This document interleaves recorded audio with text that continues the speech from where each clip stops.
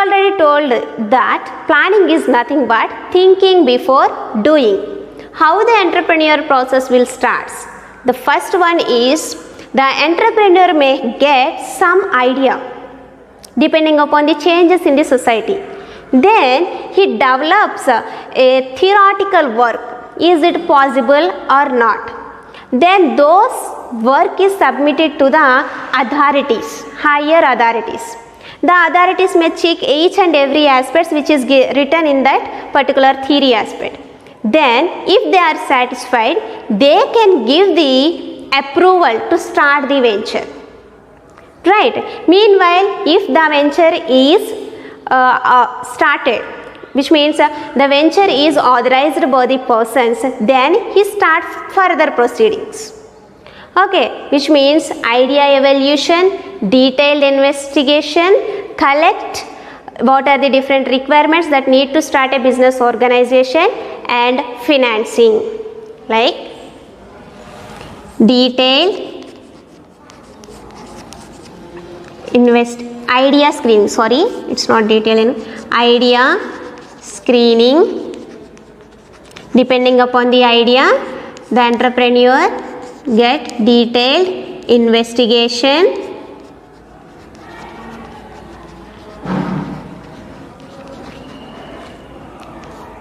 and collecting requirements,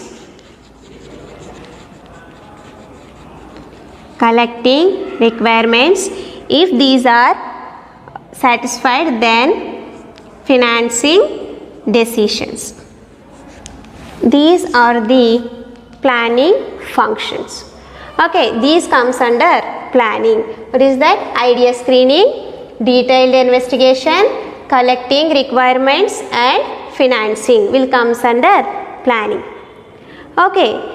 These are the functions of entrepreneurs. First one, innovation. Next one, formation. And next one, decision making and management, risk bearing, supervision, planning. With this, we have another 4 functions which is given by Kilby, which is some functions which is given by the Kilby. Okay, according to Kilby, the first category is exchange functions. And the second category is administration functions. And third category is management and control functions. And fourth category is technological functions.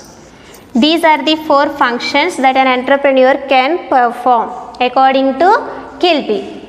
Exchange functions, which covers perceiving opportunities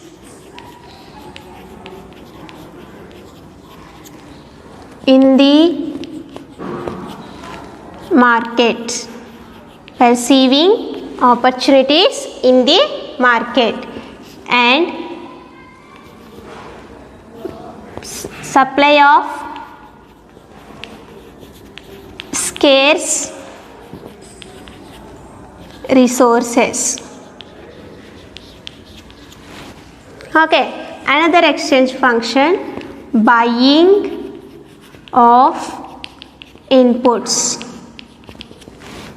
Okay, next one, marketing product and respond to competitors. Right, these are the exchange functions. First one is perceiving opportunities in the market. The entrepreneur keeps on observe the changes that occurs in the market. So depending upon the change, he grabs the opportunities in the market. First one is perceiving opportunities in the market. Next one, supply of scarce resources. What are the resources that we need to get those opportunities? So we have to make arrangement for that scarce resources. And next one, buying of inputs. To produce a certain product, we need raw materials, right? So we have to buy those inputs to produce the products. And next one, marketing product. Here we are getting opportunities and we are getting the scarce resources available for our organization, and we are buying some of the inputs. By using these three elements, we are producing products. For whom we are producing products? We are producing products for the customers. We have to market the products to the customers and respond to competitors. We have to respond to the competitors. What the competitor is doing.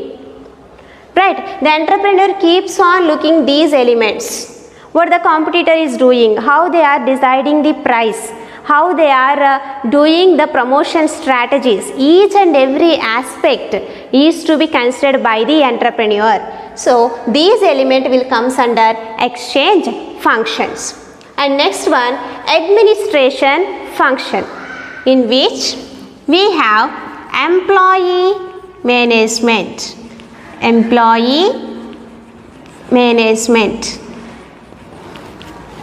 Next one, supplier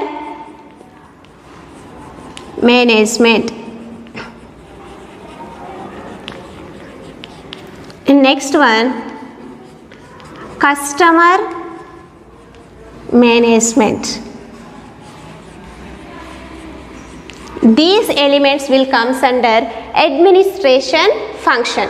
First one, employee management. Employees are very important for the organization. Who is an employee? The person who works in the organization for salary is called as employee. We have to manage the employees in the organization because these are the one of the important factor for the organization which have life, feelings and emotions. So when we are dealing with employees, we need to take care about them, because if they are not satisfied, they are not fully work for your organization. So we have to manage the employees and we have to motivate those employees to reach our organization goals. Next one, supplier management. Who is a supplier? Supplier is the person who supplies raw material for the organization. We have to maintain, which means the entrepreneur has to maintain cordial relations with suppliers for timely supply of raw materials. If the raw materials are not timely supplied for our organization, then the machinery, employees are sit idle, which becomes a loss for the organization. So we have to maintain suppliers in the organization. Next one, customer management. Yes, customer is very, very important for business organization. We call customer as the omnipotent king for the organization. The organization cannot lose a single customer, cannot want to lose a single customer, because only the customer will gives you the revenue back for your investment. Right? You need to maintain customer. Attaining and retaining customer profitably in the organization is to be considered by the entrepreneurs. Okay, so these three elements will come under administration function: employee management, supplier management and customer management. And next function, management and control functions. Here comes under financial management. Financial management, production management and factory control. These elements will comes under management and control functions. The first one is financial management. Finance is the lifeblood of the organization, as all of us know about that, right? So, if you are acquiring funds, you are utilizing those funds in your organization. So, entrepreneur searches for what are the different sources that are available for there. Then, he attains those resources and he utilizes those resources in the organization.